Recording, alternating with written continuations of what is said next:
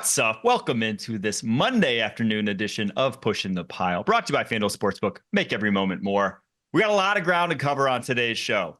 We got Matt Ryan joining us, Kyle Long as always, and we want to talk quarterbacks off the top because we saw a lot of interesting. We had 14 backups going yesterday, a lot of quarterback performances around the NFL, but we want to start with the guy who actually made it through an entire season this year, Aaron Rodgers. Was it his last season, though, Matt? What do you think? Oh man, let's just jump right into it. I think he's playing well enough, and I think Kyle and I have talked about this a couple times. I think he played well enough down the stretch to pique interest, for next season. I thought he threw the ball well the last couple of weeks. I thought he played well yesterday. If in fact it is his last, to go over 500 touchdown passes and to go out that way, I know it wasn't the season they were looking for, all those kind of things, but 500 touchdown passes, man, that is a ton of touchdown passes, and it takes consistency for a long, long time. So shout out to Aaron for that incredible accomplishment. It'll be interesting to see. I thought the comments from him after the game, I don't know, my gut is this might be it. It might be it, but we'll see. We'll see, what direction they go with coaching staff. We'll see, what his motivation is like on his own personal side, if there's another landing spot for him. But it felt a little bit like that was the last one yesterday.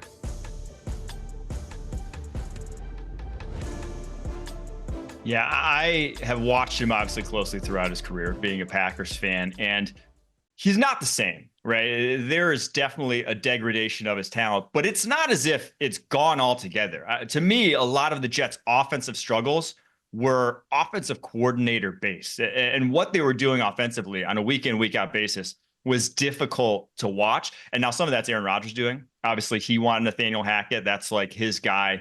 His offense seems to be like the same offense no matter where he goes. Like he has the plays he likes and they run some of the stuff he likes.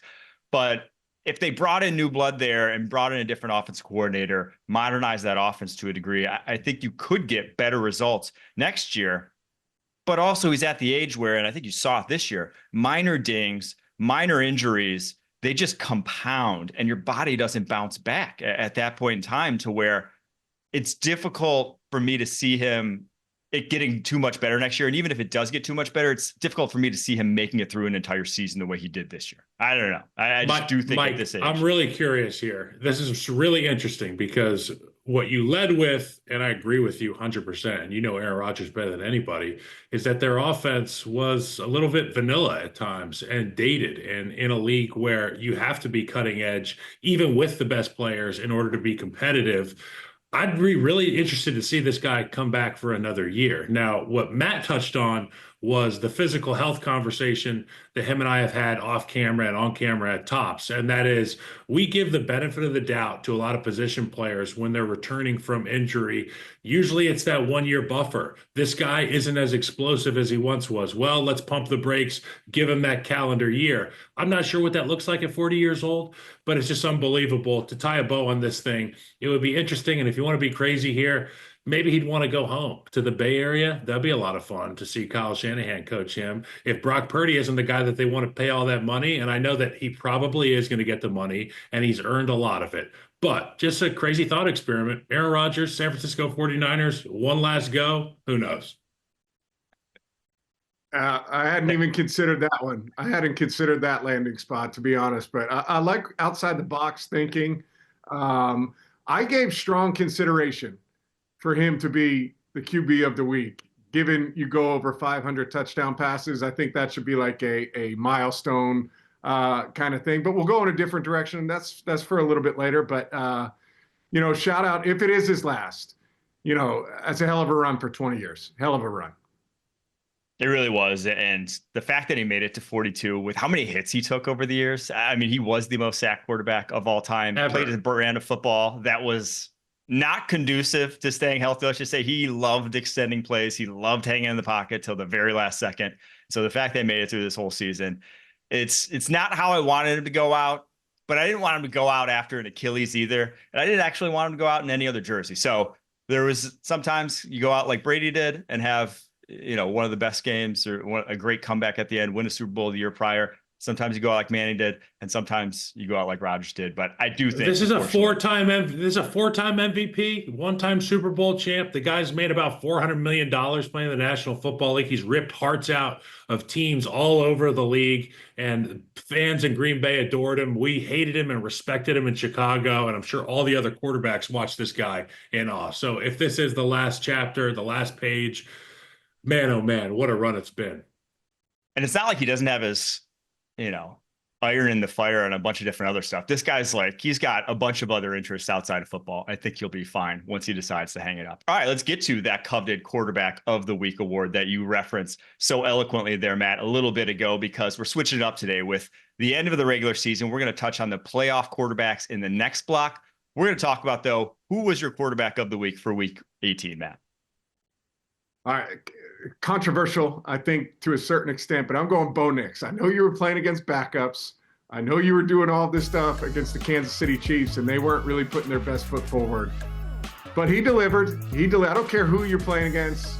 Pretty much a perfect first half, 3 incompletions on the day. They needed it to get in. They go in with a little bit of momentum. I'm going with Bo Nix for the quarterback of the week. Congratulations. This is the hardest week to pick, right? You mentioned, I think, 14 backups were out there at different times. But Bo Nix, they had to have it. He did it. Caps off a great rookie season for him. I'm excited to watch him in the playoffs. They got a tough matchup going against Buffalo. But for week 18, he gets it. Bo Nix finished 26 of 29, 321 yards, 4 touchdown passes, 47 rushing yards. The crazy thing is, he should have been 27 of 29 with 5 touchdown passes. He missed a layup of a wheel route right before the end of the half. That would have been a 5th touchdown pass for him. Don't smear the week. The week was good. Don't smear the week. Week was great. But I do love, I want to touch on this. Back against the wall, too. Rookie, got to have it. Yeah, had to have it. Doesn't matter who's out there. They get paid, too.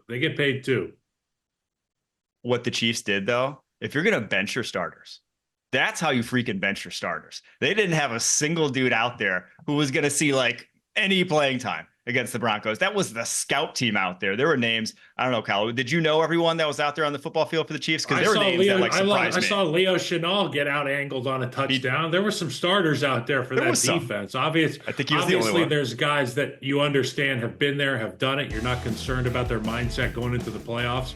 But man, oh man, I'll go back to the Bo Nix thing. He's still playing against dudes. And with his rookie season, the way it went, this is such a great way to cap off the regular season, get yourself into the playoffs. This Broncos team, they're dangerous, man. Nix wasn't the only one, though, who looked good on Sunday. There were some backups that legitimately impressed me. I want to hear your opinion, though, Matt. Were there any other guys, because we saw a ton, like I said, of backups. Were there any other guys that you liked what you saw from that, either in a backup role or potentially a starting role somewhere else going forward, could make some noise? I mean, I feel like Joe Milton put some good stuff on tape, man. We knew he had an absolute laser of an arm, but the ability to extend plays, his arm strength. It's going to be interesting. There's going to be spots that are opened up, right? And I think all of us would agree, as I have not dived as deep, Mike, as you probably have, into this upcoming class of quarterbacks coming out. But just from casual observation, it doesn't feel like it's as deep as last year, as this past draft, which I think is one of the better drafts we have ever seen of the quarterback position. Oh, yeah. We'll see how it plays out long term, but it might be one of the better classes we've seen. And so I think you've got to be creative in how you go find your young quarterback. He's a guy that it was only one game, and I understand it. Again, similar situation to Bo Nix. Not all of the guys out there for the Buffalo Bills, but made some plays, man, rolling to his right. He's got that crosser deep down the sideline, just flicks it. Rolling to his left, the absolute laser that he threw down the field, 45 yards on a frozen rope. Those are things that I think, if you look at it, you say they're intriguing. Can we find consistency with that? To me, he was probably the one that stood out from the backup role.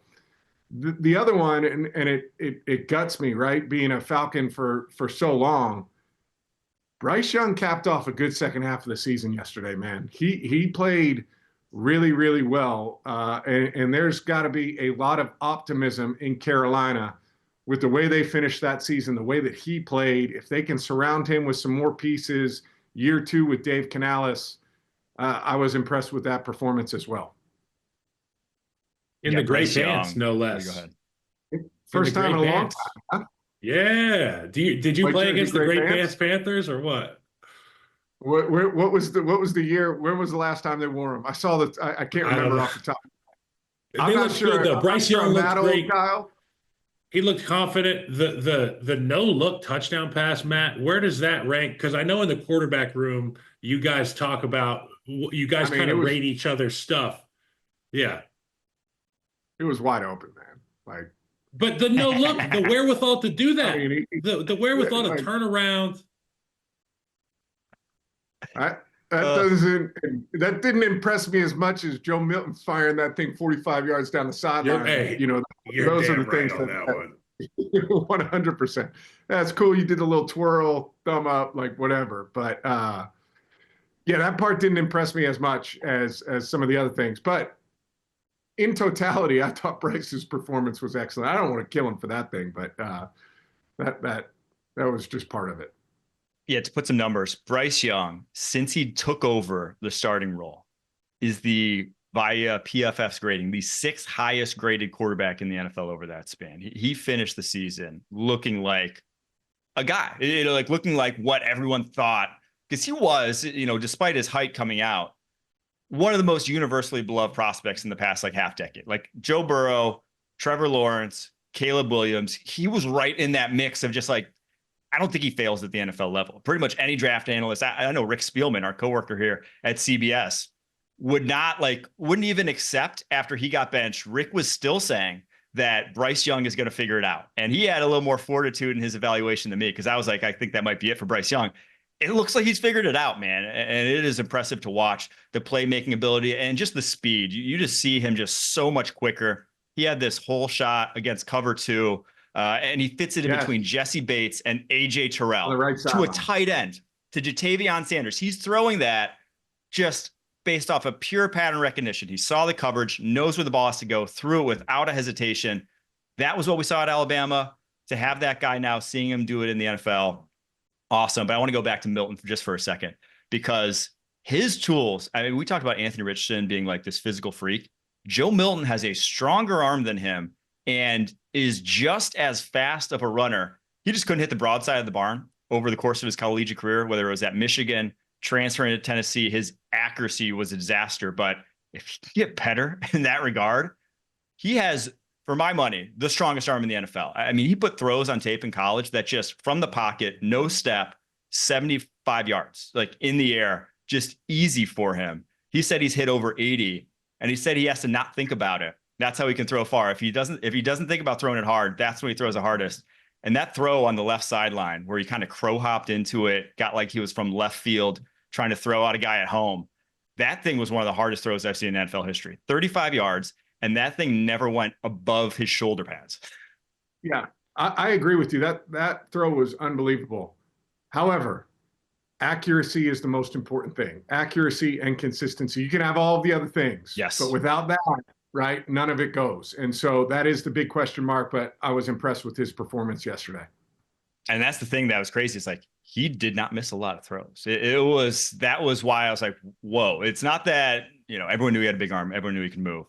But when he's making throws on the move accurately the way he did, that just never happened at any point in his collegiate career. 6 years of college, that's when it's like, maybe someone got to him. Maybe some mechanics, whatever, got to him that he's improved that. If that's the case, the guy has some high ceiling for a backup. All right, that's it for our first block. We're going to talk about the playoff quarterbacks, and we're going to rank who we would most want in each conference right after this.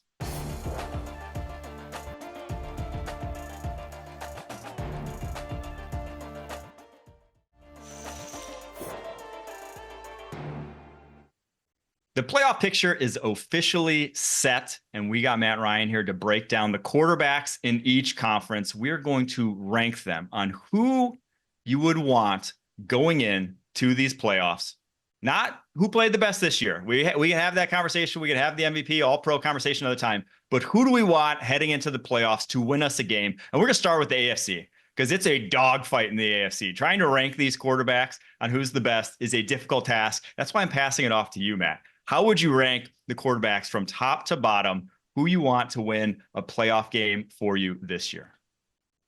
First of all, I want to be clear about this. I hate this assignment. I do not like this assignment. But I'm going to do the assignment. I think at the top in the AFC, obviously, you're taking Patrick Mahomes. I don't think anybody would disagree on here, given his track record in the playoffs, ability to win games late. He's done that all season. He's an absolute killer in the playoffs and knows how to finish. And so I think we'd all, I'm guessing we're all in agreement there that he's number one in the AFC. Correct. Yes. Oh, yeah. Okay. All right. So then I went 2A, 2B. All right. Because I don't think you can pick here. You got Josh Allen, Lamar Jackson, 2A, 2B. It's like the MVP debate. Give me either of them. I really don't care. Give me either of them. 2A, 2B. I think they're right there behind there. Okay. So I think we're all kind of in some way, shape, or form. That's how we see the top. And then there's a little gap, right? There's a little separation between those three guys. And in my opinion, everybody else. At 4, I would put Justin Herbert. Justin Herbert would be the fourth quarterback I would want right now. 5, I would take C.J. Stroud. And that might be a bit high given how they've thrown the ball this year. I just feel like he's got something inside of him, right, that knows how to compete. I go back to the college football playoff at Ohio State and the performance that he had in those games. Like he performs when the moment is the biggest. He did it last year in the playoffs. I'd take him at 5. Number 6, I'd go Bo Nix. I'd go Bo Nix right now. His athleticism, ability to make plays outside the pocket. I think he's throwing it really well. I think Sean Payton will do a good job of game planning for him. Sean Payton's got a lot of experience in playoff football, knows how to get his team prepared and ready to go. And then at the 7 spot in the AFC, I put Russell Wilson. I think he has struggled. I think their offense has struggled the last couple of weeks. It's not a slight on Russ. It's just how I see that spot in the AFC right now. I think you're right on there with Russell Wilson because it's less indicative of Russell Wilson's performance and, to your point, more indicative of the fact that they haven't been able to gel at the end of the season offensively. Their most talented guy, George Pickens, doesn't just not show up this past week against the Bengals. In fact, drops balls, has explosions mentally, is a distraction. And we've seen it when they're at their best, Matt, and you can echo this, it's when George Pickens is involved. And they just haven't been able to get that done. I like having Bo Nix at 6. I think it's a no-brainer having Patrick at 1. And I thought it was masterfully done with the 2A and 2B with Josh and Lamar. It's kind of like pick your character. It's like when you're picking in Mario Kart. You just got to pick Mario or Luigi. The cars go the same speed. They just, different uniforms. There you go. That's I don't disagree with those rankings whatsoever. I think it was very shrewd of you to go 2A, 2B. You knew that the CBS social teams come in to put this on a graphic, to put it out on Instagram, to put it out on Twitter, and knew that if you went one ahead of the other, that you were going to get some blowback. So smart there. I do think the Russell Wilson, Bo Nix conversation is interesting. I think the decider for me would be Nix's mobility right now. Not that Wilson isn't mobile, but like Nix is really like his legs have been a weapon for the Broncos all season long. And I wouldn't be surprised if they lean into it more, especially with their running game. I agree. Bo Nix's ability. It's just like this point in time, got to leave it all on the line. I think when you add that extra guy in the running game, it just gives a numbers advantage to your offense, and the running game hasn't been that great all season long. All right, let's flip to the other conference. Yeah, not to pile on Russ, but one of the other reasons is they're a 50-50 ball. Like his strength is 50-50 balls, right? Of throwing the ball down the field, giving opportunities. It's hard to hang your hat on that as like the staple of your passing game. You don't know if it's going to show up any given week, right? And a lot of what he has done historically well in his career is off-schedule plays. Same type of thing, right? It's not something you hang your hat on showing up 3 or 4 times. 4 times is what they're going to need. So love Russell, love his career, love all of those things, but that's where he nets out for me. That's a great point with like the inconsistency, and something I've kind of, not to go off topic too much here, but like Kyler Murray is the prototypical like poster child for that, because he just goes so up and down based off of if he hits a few of those a game. If he hits a few of those, you're in trouble. He doesn't hit those, the offense looks like he can't do a darn thing. Let's get to the NFC. A little bit, I don't want to say easier, because I think this is harder, more of a jumbled mess, but not as controversial. I think you're not going to make as many people upset in this one if you rank it a different way. So who you got, Matt? I mean, I'm not sure. I'll probably piss some people off, but that's all right. All right, number one, I'm going to go Jared Goff, and I look at the pieces. The way they played last night was phenomenal. They needed it, and they showed up, right? And so he's been in a Super Bowl. He's taken them deep into the playoffs with the Lions. I think he's primed for these kind of situations. I love the pieces around him too. Number two, I'm going to take Matthew Stafford. Okay. And so I love Puka Nacua, love Cooper Kupp, love what they're doing. I love him, love how he throws it. I like McVay. Their matchup against Minnesota is going to be really difficult. I get all of that. But if you're asking me strictly about the quarterback position, who I would take of those guys, Stafford would be 2. Right now, Baker Mayfield would be 3. I think he had a great season. Put that team on his back. I think he's gutsy. I think he's competitive. I think he's played really well. Number 4 is Sam Darnold for me. And this is where I start to get into this gray area. I'd probably have Jalen Hurts above him, coming off that concussion, in the protocol. What do we have in terms of injuries, that kind of stuff? I have him just a little bit lower at number 5. Number 6, I go Jaden Daniels. I'd put him in that spot. Rookie, a little bit inconsistent. Or I shouldn't say inconsistent. I don't mean that. A little bit just lack of experience in these kind of games, although he's been clutch all season. But the playoffs are a different animal. And then number 7, I think the biggest concern going into the playoffs for any team is Jordan Love, given what happened to the elbow yesterday. And so that's how my NFC nets out. Yeah, we're gonna be a little different on this one. I do.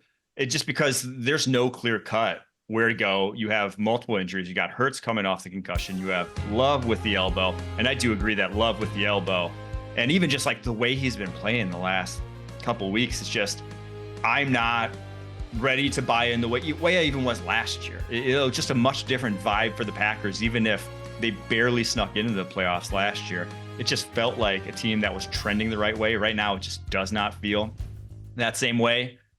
I would go Stafford 1, though. I still think, yes, the offense hasn't been near what the others, but the guy's done it, right? I do think that's a big thing when it comes to playoff time, and why I would not have Darnold where you had him. I would actually have Darnold last out of all these guys, because week 18 scared the you-know-what out of me with how he played against the Detroit Lions in a de facto playoff game, right? That was for the 1 seed. That's basically, saves you a game, moves you on in the playoffs. That we've seen this kind of story before, right? The seeing ghosts thing. It's the guy has a track record of duds. And when that's the case, heading into the playoffs, when the pressure's only more, right? There's even more pressure next week than there was in week 18. And it's not only just the pressure to win, there's financial pressure too. Because if he shows up and wins a couple games and looks good, the contract he's going to get versus if he doesn't show up and looks bad is, it could be $50-60 million a difference for him on the line here. So that, to me, I'm just worried about Sam Darnold. I don't know. What did you see this past week from him against the Detroit Lions? It wasn't great. I agree. But my level of confidence goes up when you have Justin Jefferson, when you've got Jordan Addison, when you've got Naylor, when you've got TJ Hawkinson. I just feel like they've got players around him. And listen, that matters. You know it as well as I do. The guys you have, the game breakers that you have on the outside, it only takes 1 or 2 of those, to come up with the play. I thought they were overly aggressive on 4th down early in that ball game. I think the game shakes out differently if you put points up on the road in critical games, right? You start to force pressure back onto the Lions. That was a little bit out of character from Kevin O'Connell, in my opinion. And so I think they'll learn from that. So I would have him up a little bit higher, but I think he'd make valid points. All right, there you have it. Matt Ryan's quarterback rankings heading into the playoffs. Sorry to put you on the spot there, Matt, but we had to do it for content. Matt. People love it. All right, we're going to take a quick break here. After that, Jonathan Jones is going to join the program to break down all the news from Black Monday. Right after this.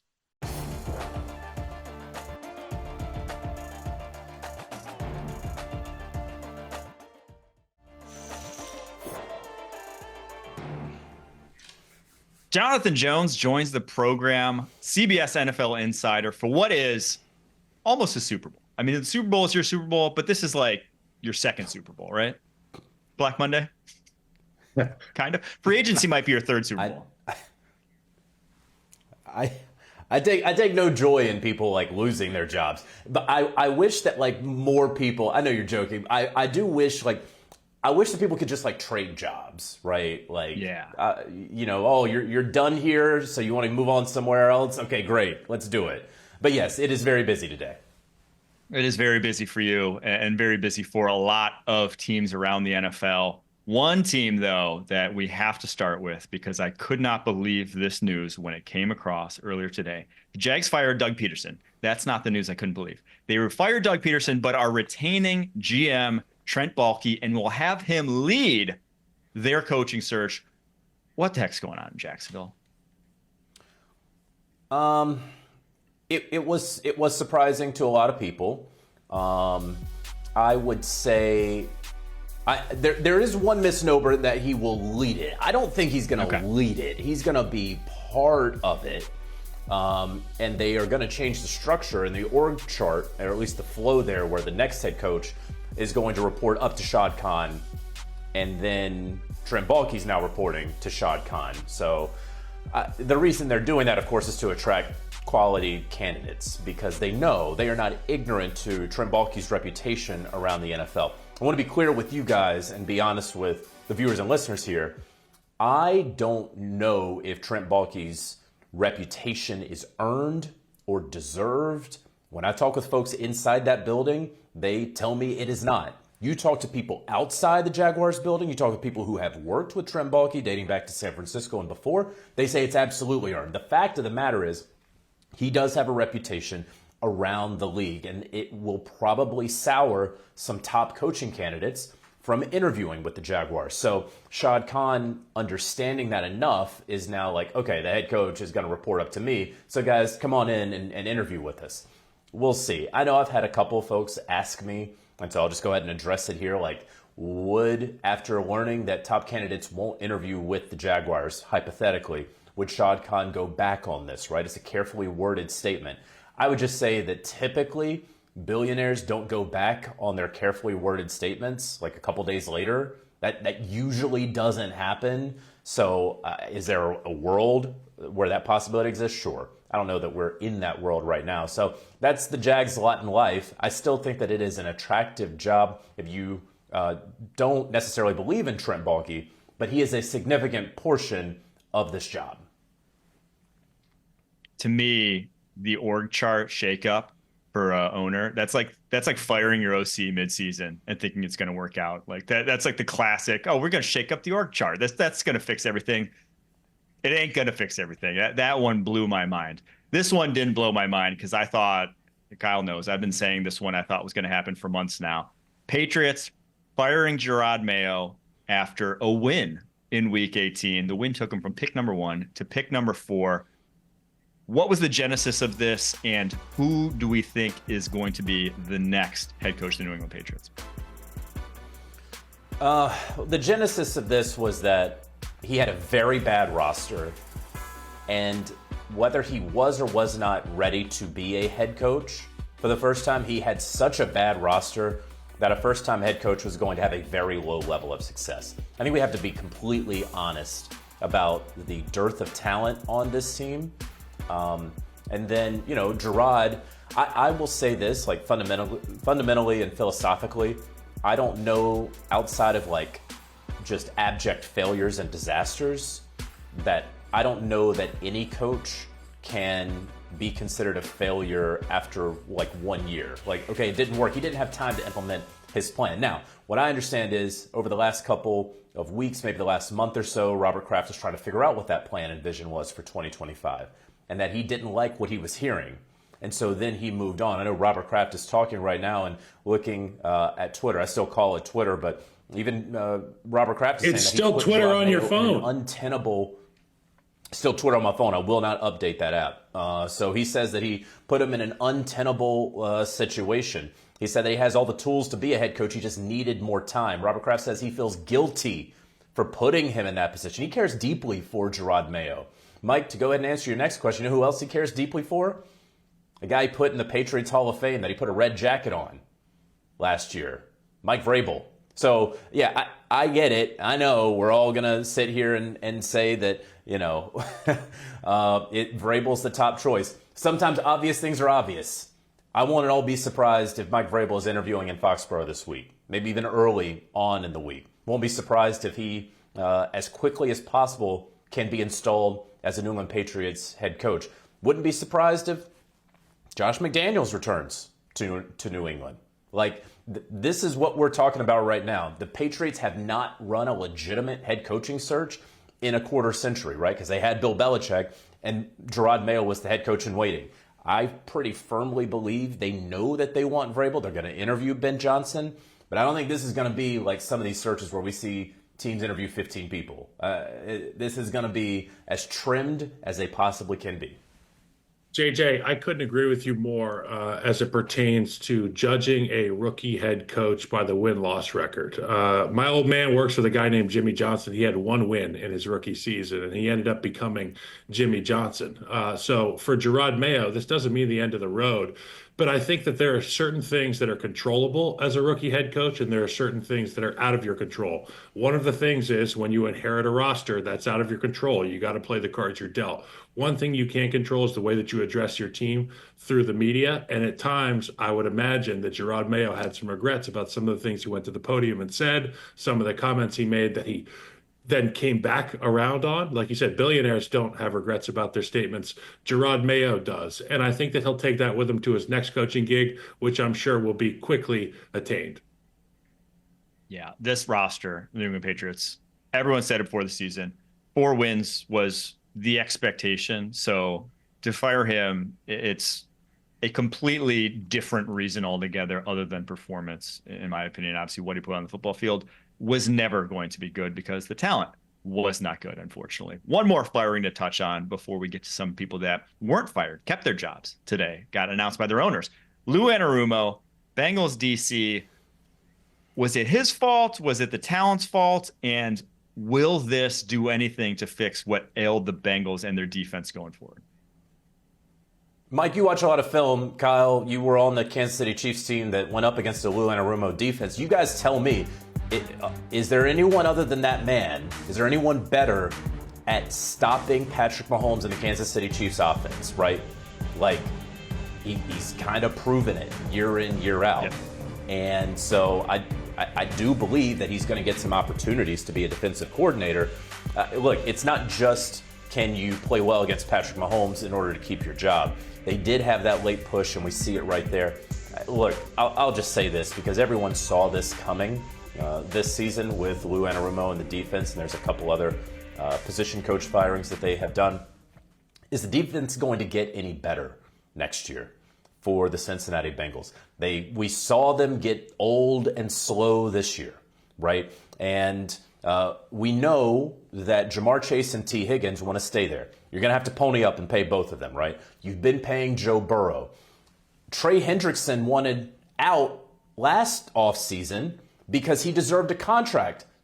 Now he goes out there and gets 17 and a half sacks. He deserves a contract again. So I just named 3 people right there who will get paid by the Cincinnati Bengals because they have to get paid. And I bring that up because the Bengals, from a cash flow perspective, listen, they're not standing in the breadline or anything, but the truth is that they don't have that incredible sort of cash flow that a lot of other teams do. And so because of that, they won't have the money, and they don't structure contracts in a way that will attract defensive free agents. They will not be the top bidders for almost anyone. So I don't know how this defense gets any better no matter who the defensive coordinator is next season. Yeah, evaluating Lou Anarumo over the course of his career, obviously had some rough ones this year, but they have drafted horribly on the defensive side of the ball. So many picks, none of them making an impact. To me, it starts with Duke Tobin. If you're looking at a finger to point where this defense go wrong, that's where it went wrong. All right, quickly, before we let you go here, Giants, Dolphins, they released statements today saying not only are they keeping their head coach, they're keeping their GMs too, standing pat. Was this the right move? And is this going to kind of be a thing going forward? Teams that are kind of hemming and hawing, didn't have the seasons they wanted, are they going to come out, owners, and now endorse their head coaches and GMs on Black Monday? Yeah, it seems to be the theme, right? Last night we also saw the Colts do the exact same thing. The Arthur Blank and the Falcons didn't actually have a graphic. They just said, hey, these guys are going to address the media tomorrow and on Thursday. So there you go. That's your statement there that Raheem Morris and Terry Fontenot were safe after a disappointing end to the season. It could very well be a theme. I'll tell you what, talking around the league, folks are saying this is a strange cycle, that only one GM job is open and may even be likely to come open, and that, of course, is the Jets. Some of these owners, obviously, they're very familiar with their general managers, and even though they have not had the success out there, they clearly, one, do not want to take part in another search. It's so laborious. It takes so much time and money and energy. They don't want to do it. Should they? Will they be mired in mediocrity because of the choices that they're making right now? Obviously, we'll have to wait and see. But that is what these teams, these owners have ultimately decided almost en masse this week and weekend. So interesting to see. I would have told you 2 to 4 GM openings. That's what was anticipated going into this Black Monday. We're going to come out of that well under. We're going to come in probably at 1. I will say I'm not usually a fan. I'm a fan of organizational stability, but I'm not a fan of lame duck staffs, which was kind of what the Giants are right now, being in charge of going out and finding another quarterback, right? Like there's, when you're putting them on notice saying next year has to be better, but then, hey, you're also the unit that has to go find us our franchise quarterback. That's worrisome. That's not a great position to be in as a franchise. So thank you so much, Jonathan Jones. That's exactly, that was what immediately came to mind. Trying to trade up, draft Justin Fields, lost draft capital, didn't get their guy. He's gone the next year. And the organizational stability that you want for a quarterback, well, it ain't there anymore. That's it for Jonathan Jones. Thanks so much for the insight. We'll let you get back to the phones, getting us more breaking news as Black Monday goes forward. We're going to be back right after this. Kyle Long's strongest take of the week coming up next.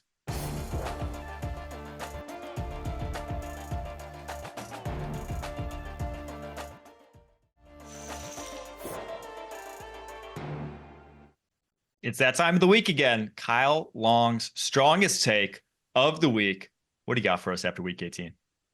Okay, what do people love? They love watching hard-nosed, hard-fought football games to the bitter end. Snap to whistle, they want to see guys competing. Well, what have we seen? We've seen the NFL figure out how to silently master the art of tanking. We've seen football teams with bad records who are looking ahead to next season, the season after that, putting themselves in position to have the highest draft pick possible. So what do you have to do to ensure that? You have to lose all of your football games. Well, why don't we take a page out of the NBA's playbook and employ the NFL Draft Lottery? It provides fans with the opportunity to watch highly competitive football games through Week 18, even for teams that don't make the playoffs. And then it provides Roger Goodell and the boys in New York, the boys and girls in New York, to be able to make even more money. Because in the offseason, it will provide another prime time night for NFL to make money. You could have Roger Goodell up there with the, pardon my take, orange ball machine, boop, boop, boop. And all those teams, if you've got the lowest amount of wins in the NBA, it guarantees you at least a top 5 draft pick. I think that it would prevent a lot of some of this quiet quitting we've seen, some of these questionable roster moves that teams are employing in the latter weeks of the season, and the quality of our football will be retained throughout the end of the regular season. What do you think, Mike? See, I don't know. One, if you're telling me to take a page out of the NBA, I'm getting wary because of how that league is trending versus how the NFL is trending in terms of just popularity. It's just like the NBA is going down, NFL is going up. So I'm not sure I want to take a page out of them. And 2, I think the biggest thing, the toughest thing in the NFL is not like the tanking. It's the fact that once you're out of it, it's such a physically demanding game and such a mentally demanding game that the problem is guys just can't get up for the games. These bad teams at the end of the season, I don't care if they're playing their starters, it's difficult for them to be as engaged when they're playing someone who's on a stretch run for the playoffs, right? Like they just don't have it. So that to me is the bigger issue. I don't see a lot of teams, outside of week 18 really going in the tank. And with the way week 18's gone, if we're going to allow teams who are in the playoffs to not play anyone like the Chiefs, then why don't we allow the same from these bad teams who want to get a higher draft spot? Because they've earned it. It's like the same. Number one, because they've earned it. And by the way, I love all your points. And number 2, Because like my daddy told me when I first wanted to put a helmet on when I was 16, he said, football's not for everyone. So if you don't have fun today, if you don't really love it, you don't have to go back tomorrow. Thank God I loved it. I was on a 3-13 team and I enjoyed every last lick I could get on somebody. So to my point, it ain't for everybody, but to your point, I get it. I do think, I mean, no one wants tanking, right? No one wants people not putting their best foot forward.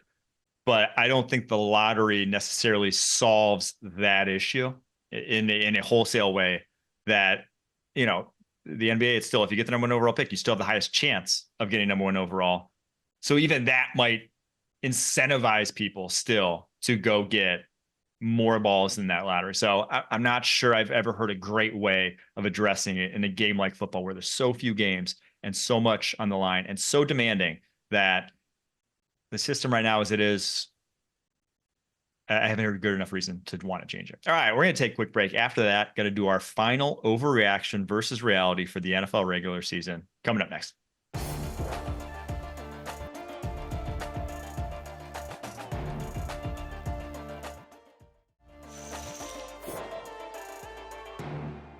It's the final overreaction versus reality of the 2024 NFL regular season, even though it is 2025. And the first one, Bryce Young will be a Pro Bowler in 2025. Overreaction or reality, Kyle?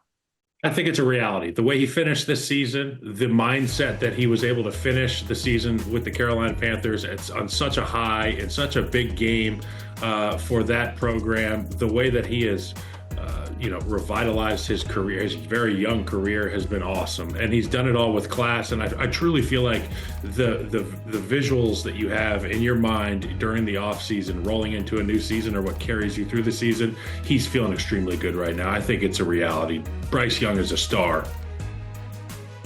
I want to say reality because I think he's going to play at that level. I just don't know if they're going to have the pieces just yet. I don't know, one, if they're going to be able to get one in the draft where they're taking, just because it's such a weak year. And I think Ted McMillan, the one guy who could probably be what they need, I think he'll probably be off the board.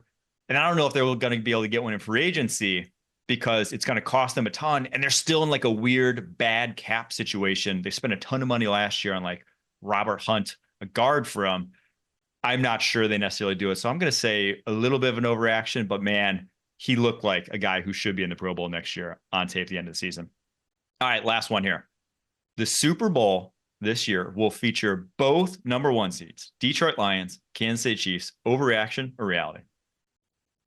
That's a reality. After watching the Detroit Lions dismantle what I thought was the most complete team in the National Football League outside of the Chiefs on national television, I don't know what to think anymore, except for the fact that the Lions, they are unstoppable offensively, and the Chiefs, until they, they're inevitable like a wave hitting the beach, Mike. They're rolling in there. They're going to hit. You just don't know when.